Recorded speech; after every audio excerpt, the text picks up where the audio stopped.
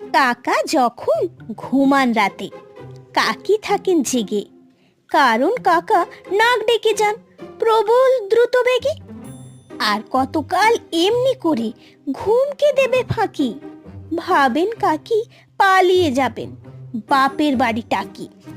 হঠাৎ সেদিন কাকির মাথায় বুদ্ধি মারে উঁকি, নাক ডাকাটা বন্ধ হবে একটু নিলে ঝুঁকি।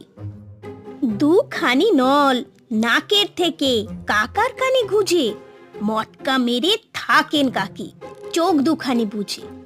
একটু পরে চমকে কাকা ধর পড়িয়ে ওঠে, নিজের নাকের আওয়াজ শুনে গেলেন ভীষণ চোটে। অভদ্র সাপ, নাক ডাকে কে? ক্ষিপ্ত হলেন কাকা, নিজেই পরে বুঝতে পারেন তারই যে নাক ডাকা। নল ঝোলানো নাকটি নিয়ে আয়নাতে মুখ দেখে নাক ডাকা তার বন্ধ হবে হয়